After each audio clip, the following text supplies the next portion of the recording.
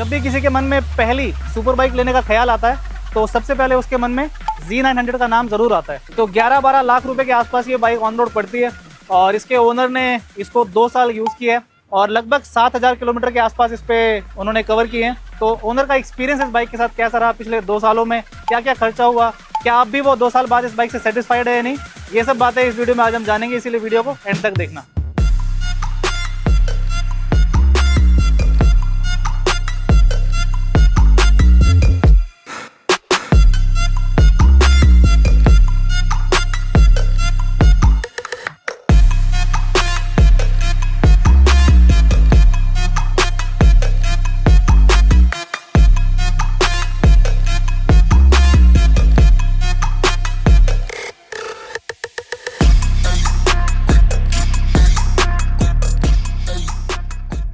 WhatsApp people, जय हिंद, welcome back to another video.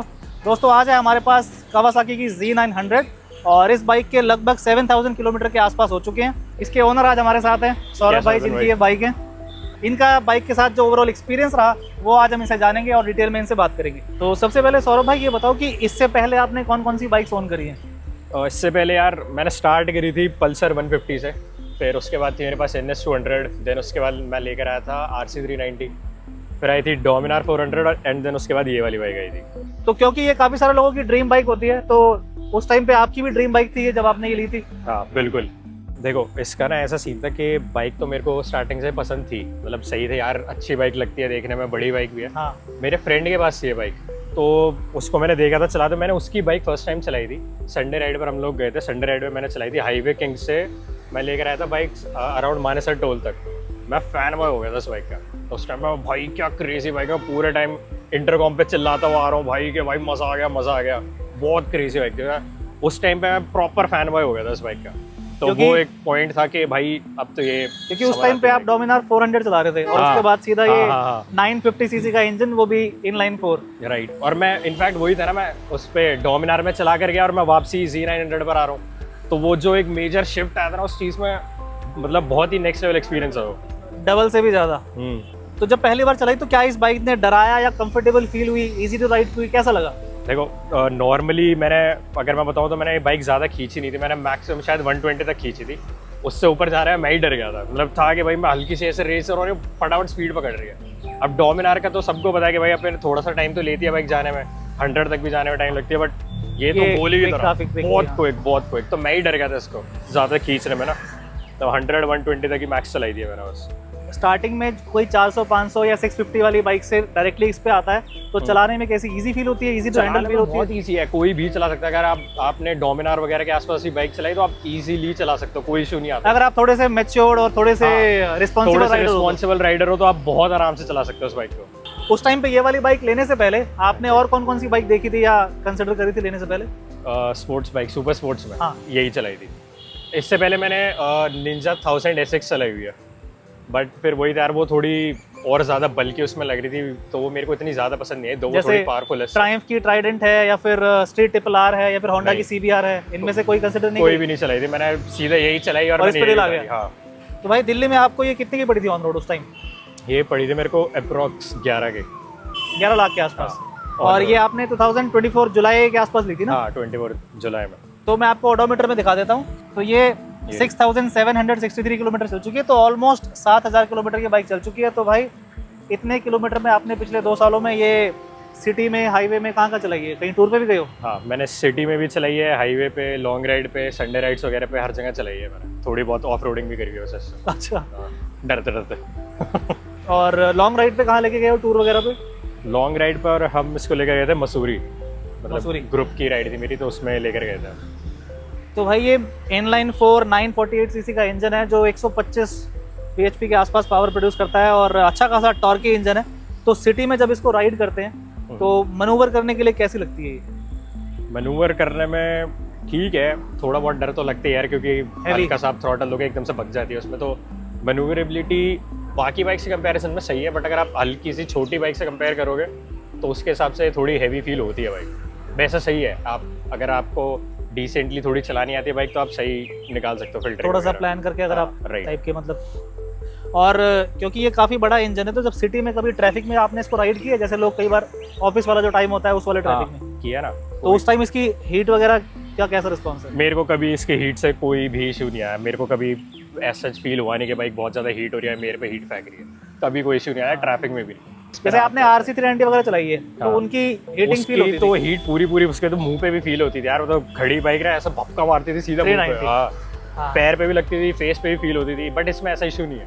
तो RC 390 में हीट फील होती थी, और इसके अंदर ये इनलाइन 4 है और 948 सीसी का इंजन है, तो इसमें हीट फील नहीं होती। इसका मतलब ये कि इनका हीट मैनेजमेंट काफ़ी अच्छा है। राइट, बहुत और भाई हम दिल्ली में हैं या फिर इंडिया में किसी भी शहर में हैं, तो खराब रास्ते कहीं पे भी एकदम से आ जाते हैं, हाँ। तो वहाँ पे इसका सस्पेंशन कैसा परफॉर्म करता है? क्योंकि ये रोड बाइस वैसे तो रोड्स के लिए, अच्छे रोड्स के लिए बनी है, लेकिन इंडियन रोड्स पे कैसा है? इंडियन रोड्स के हिसाब से भी ठीक है, मतलब इस पे अगर आप नॉर्मल टारमैक वगैरह पे देखोगे तो काफ़ी सही परफॉर्मेंस है। हल्का सा भी अगर आपको ऑफ रोड करना पड़ जाता तो इट्स बेटर कि भाई आप 2 या 3 की स्पीड पे ही निकालो, तो उसमें तो सस्पेंशन का आपको क्या ही पता चलेगा वैसे भी। तो फ्रंट वाले सस्पेंशन इसमें एडजस्टेबल हो, तो आपने कभी एडजस्ट करे नहीं, या स्टॉक सेटिंग पे चला रहे हो? स्टॉक सेटिंग पे कभी नीड ही नहीं पड़ी ऐसा। और कहीं पे जैसे मसूरी गए या कहीं पे भी खराब रोड आ जाते हैं, तो हाँ। वहाँ पे कैसा फील होता है? वहाँ पे भी यार देखो सीधी सी बात है, फील व्हील तो ऐसा कुछ होता नहीं, डर ज़्यादा लगता है कि भाई कुछ हो ना रहा है बाइक को उस ऑफ रोड वगैरह में। बाकी तो नॉर्मल सही चलती है बाइक, ऐसा कोई इशू नहीं आता उसमें। और जब आप हाईवे पे जब टूर कर रहे थे इस बाइक पे, तो कितनी स्पीड पे कंफर्टेबल रहती है बाइक? मतलब एक तो टॉप स्पीड होती है, वो तो बंदा एक आध बार चेक करता है हर बाइक की, लेकिन एक वो होता है ना कि जिस स्पीड पे ये बाइक भी कंफर्टेबल रहे, आप सेफ भी रहो और पूरा कंट्रोल रहे, सब कुछ आपका आपके हाथ में रहे सब कुछ।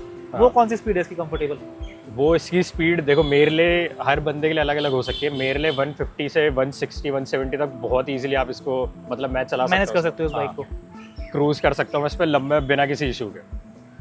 तो टूरिंग के टाइम पे जैसे आप मसूरी गए थे, तो हाईवे पे आपने इसको एक जो क्रूजिंग वाली स्पीड होती है कितने पे रखी थी लगभग?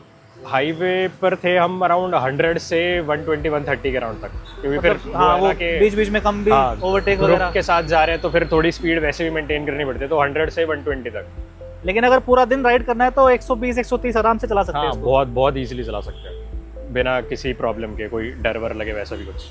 तो हम टूर की बात कर ही रहे हैं, तो इसकी सीट की बात कर लेते हैं। जो सीट है इसकी, वो वैसे स्पोर्ट्स बाइक के हिसाब से तो ठीक ठाक है। हाँ, स्पोर्ट्स मतलब बाइक के हिसाब से ठीक है। हाँ, कि इतनी सॉफ्ट, बहुत ज़्यादा सॉफ्ट भी नहीं है, बहुत ज़्यादा हार्ड भी नहीं है, तो सीट इसकी ठीक ठाक है।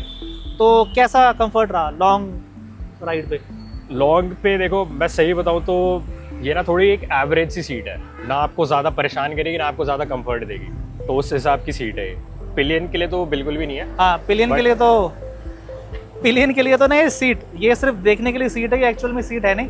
और वैसे भी यार स्पोर्ट्स बाइक या ज़्यादातर बाइक्स ना पीछे पिलियन को बिठाने के लिए नहीं होती। स्पोर्ट्स बाइक खासकर ये जो सुपर स्पोर्ट्स बाइक होती हैं, सुपर बाइक्स होती हैं, पिलियन के लिए होती नहीं है, ये सोलो बाइक्स होती हैं। तो ये सीट दी तो हुई है, लेकिन ये नाम के लिए है। किसी को आसपास दुकान पे जाना है, थोड़ी दूर जाना है ना, उसके लिए 10 मिनट के लिए ठीक है। लेकिन अगर आप सोचो कि इसको लेके आप पिलियन को बिठा के टूर करो, तो ये बहुत बड़ी गलती होगी आपकी। अच्छा, पोस्चर की बात करते हैं।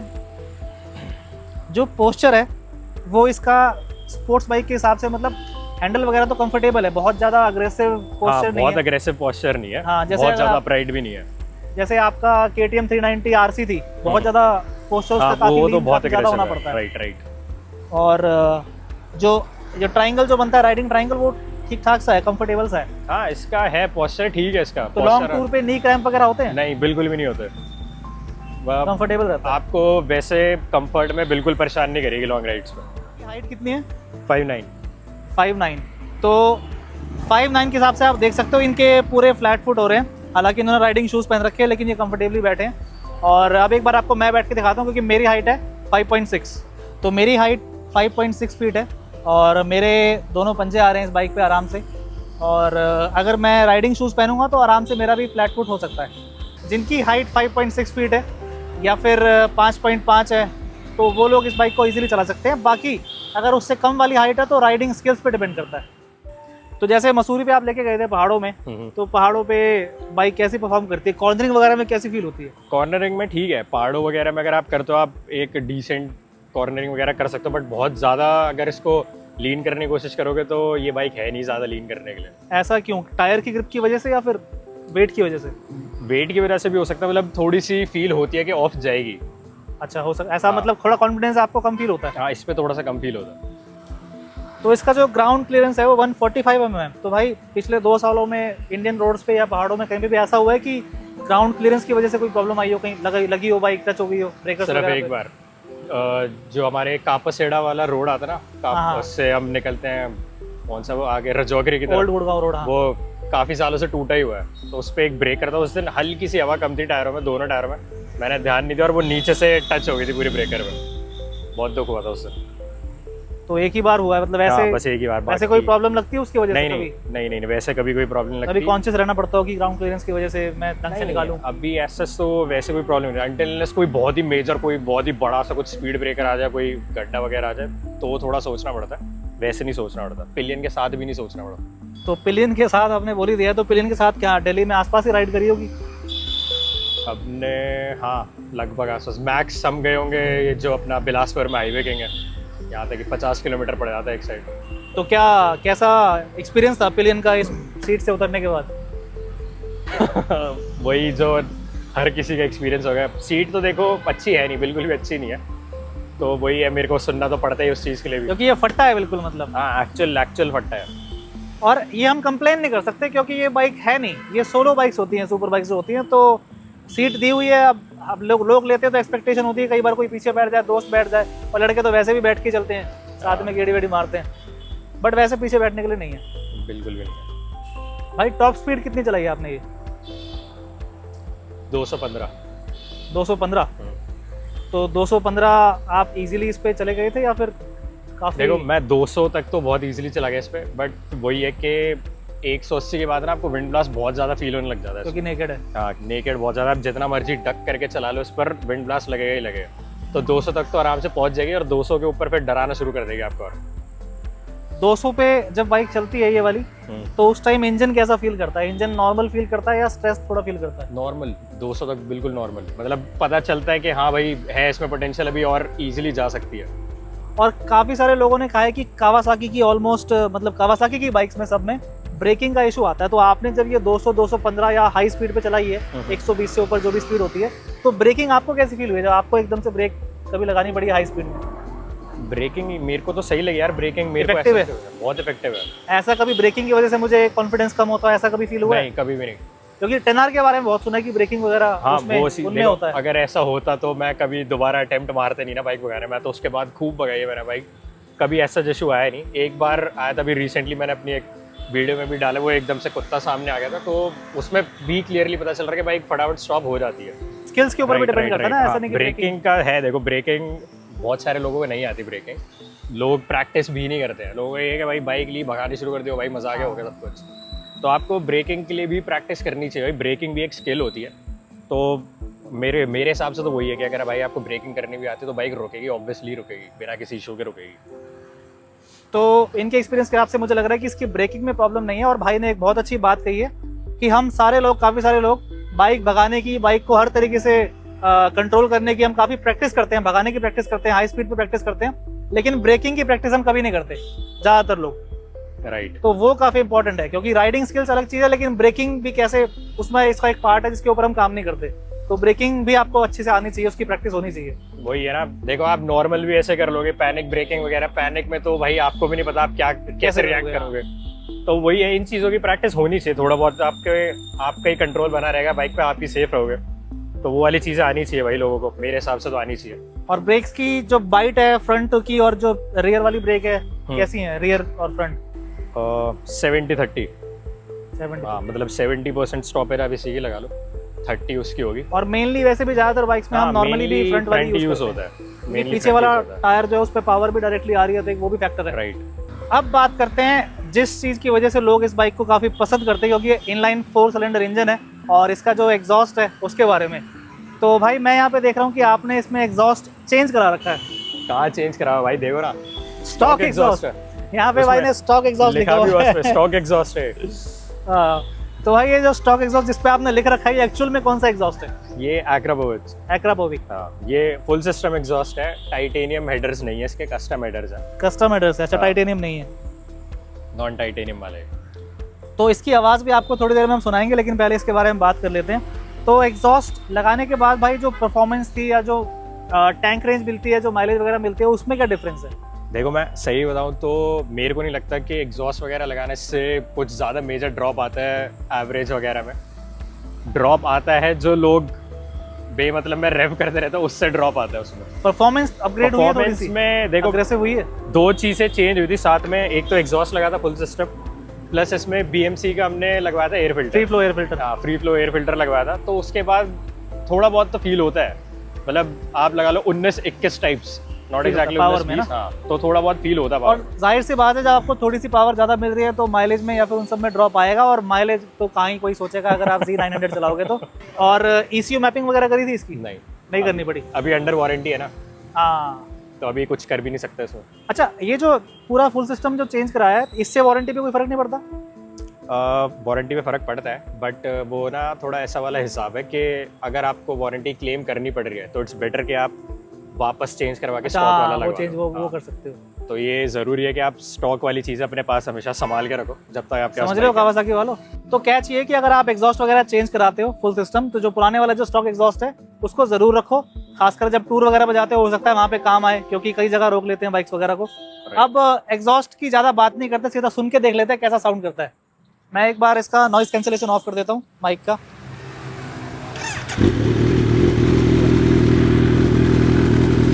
तो अभी ये बाइक आइडल पे है और ऐसा साउंड कर रही है। थोड़ा सा इसको इंजन को थोड़ा सा वार्म अप होने देते हैं, उसके बाद इसको रेव करेंगे।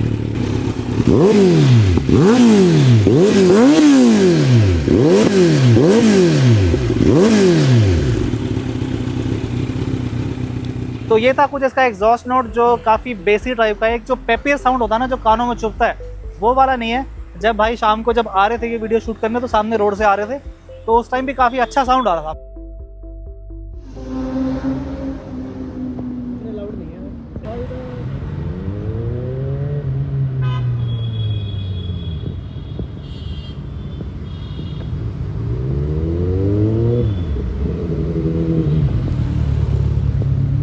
मतलब लाउड है, बेसी है, बट परेशान करने वाला नहीं है। अगर मुझे लगता है कि कोई रोकेगा भी पुलिस वाला तो ये नहीं बोलेगा कि यार ये क्या लगा रखा है गंदा शोर करने वाला।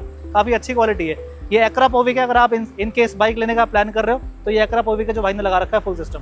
तो भाई इसको लगा के दिल्ली में या फिर कहीं पे भी आप राइड करते हो या टूर पे जब गए थे उस टाइम ये लगा हुआ था? हाँ ये लगा ही हुआ है। एक बार जब से लगवाया उसके बाद से चेंज नहीं करवाया। एक बार DB किलर्स DB नहीं है इसमें, नहीं है, हटा रखा है। तो DB किलर्स इसमें हटे हुए हैं अभी। तो कहीं पे रोका है कभी किसी ने? सिर्फ एक बार, वो भी मेरे को लग रहा है कि 26 जनवरी की वो स्ट्रिक्ट चेकिंग वगैरह चल रही थी इसलिए रोक लिया, वैसे कभी नहीं रोका। तो रोक के कुछ क्या हुआ उस टाइम जब रोका पुलिस वालों ने इसको? रोका यार कुछ नहीं, घर के पास ही रोका था। तो उन्होंने पूछा कहाँ घूम रहे हो ये वो, तो उन्होंने थोड़ी बहुत आवाज़ वगैरह चेक करी।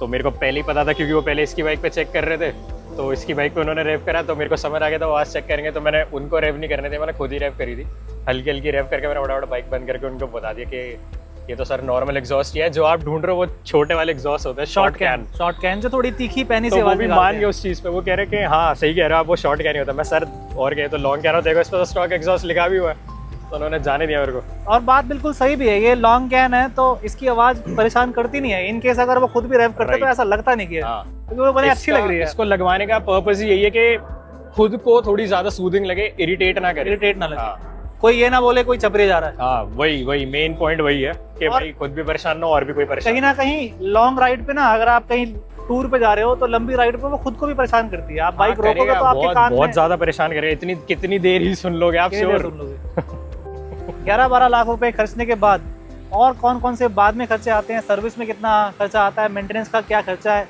और इंश्योरेंस वगैरह, ये सारी चीज़ें कितना खर्चा आता है उसके बारे में बात करते हैं। तो भाई इस बाइक की सर्विस कितने इंटरवल पे होती है, कितने किलोमीटर पे होती है और कितना सर्विस का खर्चा आता है? और इसकी देखो पहली सर्विस होती है 1000 किलोमीटर पे, देन उसके बाद हर 6000 किलोमीटर पे, और 6000 किलोमीटर नहीं हो रहे तो साल की 2 सर्विस होती है हर 6 महीने में, और आपकी एक सर्विस रफली अराउंड 9 से 10 हज़ार बैठती है। एवरेज कॉस्ट इतनी आती है, जिसमें कि कावासाकी कोई भी बाकी कंपनीज की तरह लेबर चार्ज वगैरह जैसे फ्री नहीं, कोई फ्री सर्विस नहीं होती, कुछ भी फ्री नहीं, शुरू से ही सारी सर्विसेज पेड है। तो 10,000 रुपये आप मान के चल सकते हो कि इसका जो सिर्फ नॉर्मल रूटीन सर्विस जो रेगुलर सर्विस होती है हर 6 महीने में या हर 6000 किलोमीटर पे, उसका खर्चा आता है 10,000 रुपये। अच्छा, सर्विस की मेंटेनेंस की हमने बात करी, सर्विस सेंटर का एक्सपीरियंस कैसा है कि सर्विस सेंटर में बाइक पे अच्छे से काम होता है, क्वालिटी वगैरह कैसी होती है? हाँ, सर्विस सेंटर सही है, अच्छी क्वालिटी है, काम वाम सही हो रहा है, कोई ऐसा इशू नहीं आता। बस वो है कि नॉर्मल बाइक से टाइम थोड़ा ज़्यादा ही लगता है इनके सर्विस वगैरह में। और उसके अलावा इंश्योरेंस जब रिन्यू होता है इसका हर साल, तो जब आपने 1 साल पूरा होने के बाद जो रिन्यू कराया इंश्योरेंस, उसका कितना खर्चा आया? रिन्यू करवाने का बैठता है समवेयर अराउंड 8 साढ़े 8 हज़ार। 8 साढ़े 8? वो होता है ओन डैमेज वाला, क्योंकि 5 साल का थर्ड पार्टी तो स्टार्टिंग में हो रहा था। हाँ, ठीक है। अब पेट्रोल जो है वो भी एक खर्चा है, वो भी एक एक्सपेंस है इतनी बड़े कैपेसिटी वाले इंजन को लेने के बाद। और वैसे भी पेट्रोल आजकल वैसे भी वर्ल्ड वाइड काफ़ी महंगा हो रहा है, तो इस बाइक को लेके वैसे माइलेज का इशू, तो माइलेज के बारे में कोई सोचता नहीं है, लेकिन एक अकाउंटेबिलिटी एक चीज़ होती है कि अगर आप टूर पे जा रहे हो तो फ्यूल टैंक रेंज कितने वाली है, उसका हिसाब किताब ज़रा लग जाता है। तो भाई मिनिमम माइलेज आपने इसके अंदर कितनी निकाली है सिटी के अंदर, और टूर पे जब होते हो तो कितनी माइलेज इसके अंदर निकली है मैक्सिमम? देखो, सिटी में मेरी लोएस्ट जो एवरेज गई है वो गई है 17-18 तक की, और हाईवे वगैरह पे लॉन्ग ट्रिप वगैरह की बताऊँ तो मैक्सिमम गई है 22-23 के आसपास। तो 22-23 हाईवे पे माइलेज निकालना आपके लिए इजी था, या फिर वो एक ही ईजी है, मतलब कोई आपको एक्स्ट्रा एफर्ट नहीं डालना पड़ रहा उसके लिए, आप बीच में आप भगा भी सकते हो, आराम से खींचो, आपको कोई कॉम्प्रोमाइज़ वगैरह नहीं करना पड़ रहा। 100 के आसपास भी आप आराम से चलाओ तो भी सही एवरेज निकाल देती है भाई। मतलब अगर कोई डिसेंट राइडर है, हाँ, तो वो तेज चला रहा है, अग्रेसिव चला रहा है, फिर भी डिसेंट माइलेज हाईवे पे निकाल सकता है 22-23 के आसपास। निकाल सकता है। ये तो बहुत अच्छी चीज़ है, क्योंकि अगर फुल टैंक की अगर बात करें, टैंक रेंज की अगर बात करें, टूर पे अगर जा रहे हो, 17 लीटर का टैंक है इसका, 15 लीटर अगर आप यूज़ करने को मिलता है, तो उसके हिसाब से भी अगर 20 की माइलेज निकालोगे तो 300 की रेंज मिल गई, और अगर 23 की माइलेज निकाल पा रहे हो तो 345 के आसपास की आपको फ्यूल टैंक रेंज इसमें मिल सकती है। तो यानी कि इसको लेके अगर आप लॉन्ग राइड करने का प्लान कर रहे हो तो 300 से 340 किलोमीटर आप इसमें मान सकते हो कि आपको मिल जाएंगी। अगर आप बहुत ज़्यादा अग्रेसिव टाइप के राइडर हो, या फिर कुछ लोग होते हैं जो पहले दूसरे गियर में रखते हैं और बाइक को आवाज़ के चक्कर में हाई आरपीएम पर चलाते हैं, तो भाई आपको 10-12 की माइलेज ही मिलेगी। तो अब्यूज़ अगर आप ना करो बाइक को, और फन भी करो, अच्छे से राइड करो, अग्रेसिव राइड करो, लेकिन तरीके से करो, तो आपको माइलेज मिल सकती है। और सिटी में यार मैं सरप्राइज हूँ कि ये 17-18 की माइलेज दे देती है। हाँ, आराम से, बहुत ईजिली, मतलब अगर मैं इसको मोस्टली मैं भगाते भी रहता हूँ तो भी मेरे को कभी ऐसा इशू नहीं आया कि एवरेज ड्रॉप हो रही है बहुत ज़्यादा। तो 17-18 की माइलेज तो यार काफ़ी सही है सिटी के अंदर इस बाइक के हिसाब से। 948 सीसी का जो इंजन है और जितनी पावर प्रोड्यूस कर रही है, तो काफ़ी सही है। और मैं आपको दिखा भी देता हूँ इसके इंस्ट्रूमेंट क्लस्टर में कि ये माइलेज कितनी शो कर रहा है। जो पिछली 6700 किलोमीटर में बाइक जो चली है, उसमें इसकी जो ओवरऑल माइलेज है वो 18.2 किलोमीटर पर लीटर है। यहाँ पे आप देख सकते हो। तो ऐसा नहीं है कि सुपर बाइक्स लोगे तो माइलेज काफ़ी ड्रॉप होगी, माइलेज का हालांकि कंसर्न नहीं है, लेकिन पता होना चाहिए। अब इसमें जान लेते हैं कि कौन कौन से राइडिंग मोड्स और फीचर्स इसके अंदर मिलते हैं। तो इसमें देखो, इसमें आते हैं 4 राइडिंग मोड्स आते हैं इसमें, स्पोर्ट, रोड, रेन, और एक आता है राइडर, जो होता है आपका कस्टम मोड। अरे भाई वीडियो बनाने दे यार। आजा, तू भी बोल रहा है भाई, कुछ बोलना चाहता है? क्या हो गया? ले आजा, तू चला ले, आजा। कह रहा है मेरी आवाज़ बाइक से ज़्यादा है, कह रहा है। असर आ गया? जाओ उधर जाओ, अपनी भोगना, ठीक है। हाँ, तो हम राइडिंग मोड्स की बात कर रहे थे भाई। राइडिंग मोड्स एक बार दिखा दो कौन कौन से इसके अंदर। ये फर्स्ट राइडिंग मोड है स्पोर्ट। स्पोर्ट में होती है पावर हाईएस्ट होती है, एंड जो ट्रैक्शन कंट्रोल होता है वो होता है लेवल 1 पे। देन उसके बाद आता है आपका मोड रोड मोड। इसमें होती है पावर हाई पे होती है और ट्रैक्शन कंट्रोल लेवल 2 पर आ जाता है। फिर आता है आपका रेन मोड। रेन मोड में पावर कम हो जाती है और ट्रैक्शन कंट्रोल हो जाता है बिल्कुल हाई पर। और फिर उसके बाद आता है, ये होता है कस्टम मोड। इसमें आप अपने हिसाब से पावर सेट कर सकते हो, और KTRC जो है आपका कावासाकी ट्रैक्शन कंट्रोल, ये उसका लेवल सेट कर सकते हो। राइडर मोड में चाहो तो आप ट्रैक्शन कंट्रोल ऑफ भी कर सकते हो, पावर लो या हाई पे वो आप अपने हिसाब से सेट कर सकते हो। भाई 2 साल आपको इस बाइक के साथ हो चुके हैं, तो ओवरऑल जो एक्सपीरियंस रहा है, जब आपने जिस टाइम ये बाइक ली थी उस टाइम जो सोच के ली थी, तो क्या आज भी उतना ही सेटिस्फेक्शन है, उतनी एक्साइटमेंट है इस बाइक को लेके? हाँ बिल्कुल, उतना एक्साइटेड मैं रहता हूँ मैं इसको जब भी चलाता हूँ। तो मेरे को ऐसा जिसमें कोई बदलाव ऐसा नहीं लगा कि भाई मैं बोर हो गया, वैसा कुछ मेरे को लगती है सही अभी भी। सेटिस्फेक्शन लेवल 10 आउट ऑफ 10 आप कितना देना चाहोगे? मैं 9। तो 9 आपने दिया, इसका मतलब इम्प्रूवमेंट के काफ़ी सारे चांसेस है। तो क्या क्या चीज़ें हैं जो इसमें बेटर हो सकती थी? इसमें बहुत लिमिटेड ऐसी चीज़ें हैं जो मेरे को लगता है कि इम्प्रूव हो सकती है। पहली जो सबसे इम्पॉर्टेंट चीज़ जो मेरे को लगता है वो है कि भाई इलेक्ट्रॉनिक्स में थोड़ा मार खा रही है बाइक। इसमें अगर क्विक शिफ्टर, ऑटो ब्लिपर वगैरह हो, जैसे अब नई वाली में आ गया, इस वाली में भी होते तो बहुत ज़्यादा सही रहता है। थोड़ा ये 24 का मॉडल है, इन्होंने 25 वाली में निकाल दिया। 1 साल से बस मैंने थोड़ी गलती कर दी, 1 साल पहले लेके, बस वही इशू लगता है मेरे को इसमें सबसे ज़्यादा। और बाकी तो छोटे मोटे इश्यूज़ हैं यार, जैसे विंड ब्लास्ट वगैरह का एक थोड़ा, बाकी और तीसरा आ जाता है जैसे सीट इसकी बेटर हो सकती हैं, दोनों सीट्स, राइडर वाली, पिलियन वाली। जो उसका कंपटीशन है, आप होंडा की सीट्स देख लो, CBR की देख लो, सीट ट्रिपल की देख लो, आप ट्रायम की देख लो, कौन सी डेटोना वगैरह की, पिलियन की भी अच्छी है, पिलियन की और राइडर की, दोनों की सीट्स इससे बेटर है। तो वो ये कुछ छोटी मोटी चीज़ें हैं, अगर ये इम्प्रूव हो जाती हैं तो ऑब्वियसली यार बेटर ही है बाइक तो। और जो मोड्स वगैरह हैं उनके ट्रांजिशन वगैरह स्मूथ हैं, सीमलेसली चेंज हो जाते हैं, बहुत इजीली चेंज हो जाते हैं, ऐसा कोई इशू नहीं आता उसमें। आप थ्रॉटल छोड़ो, फटाफट चेंज करो mode and then you are good to go. और मुझे ऐसा लगता है, और काफ़ी सारी मैंने वीडियोस में या रिव्यूज़ में भी देखा है कि और जो कॉम्पिटिटर जो ब्रांड्स हैं उनके पैनल गैप्स वगैरह काफ़ी अच्छे से, मतलब फिट एंड फिनिश वगैरह अच्छी होती है। इसकी मुझे लगता है कि फिट एंड फिनिश वगैरह अच्छी हो सकती है। आपका क्या कहना है? हाँ देखो, वो चीज़ तो यार देखो इम्प्रूव हो सकती है, बट मैं वही चीज़ बोलूँगा कि ये कोई ऐसी चीज़ नहीं है जो मुझे मतलब ये लगे कि मैं माइंड कर रहा हूँ उस चीज़ को। ऑब्वियसली यार बेटर होने को तो ये चीज़ देखो बेटर हो सकती है, क्योंकि इंडियन कंपनीज जितने पैनल गैप्स वगैरह रखती हैं उतने इनकंसिस्टेंट नहीं है। अगर आप बारीकी से देखो, कमी निकालना चाहो तो वही वाली बात है कि अगर आप ढूंढो कि चलो ठीक है क्या क्या चीज़ें वैसे होगी, बट मैं इतना ज़्यादा माइंड नहीं करता हूँ, चीज़ों पे ज़्यादा मैटर करती है। हाँ ठीक है। और एक इशू जो इसका लगता है भाई मेरे को सबसे ज़्यादा वो है कि इसकी ना साल की 2 सर्विस होती है।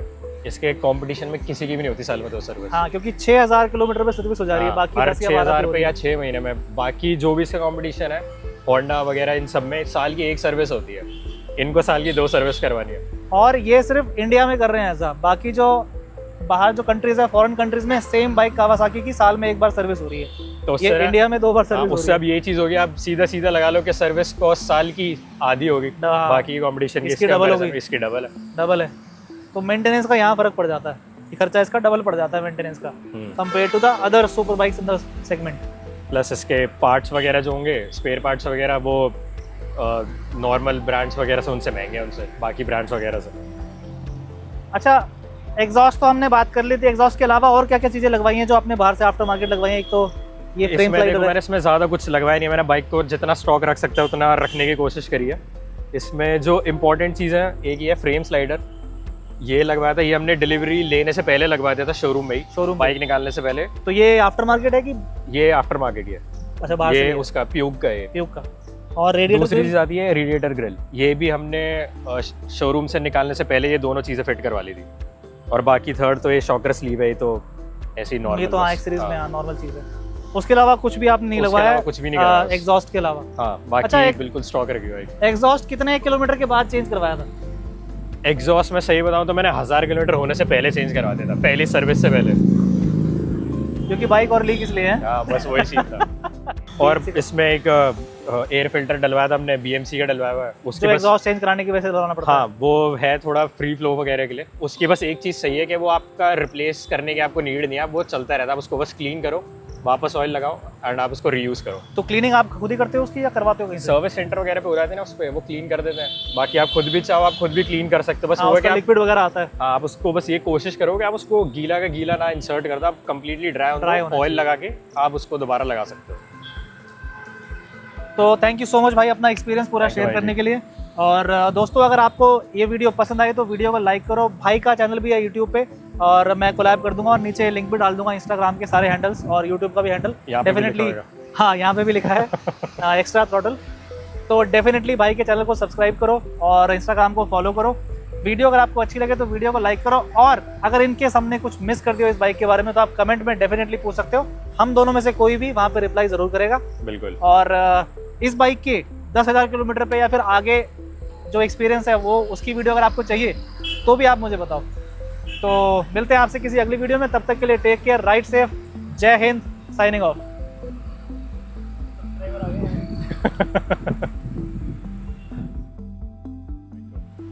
ये उसका वो भैंस है, ये लाइटें कैसे हो गई एकदम से? इधर से वार्म लाइट के बादल का कलर क्या हो रहा भाई?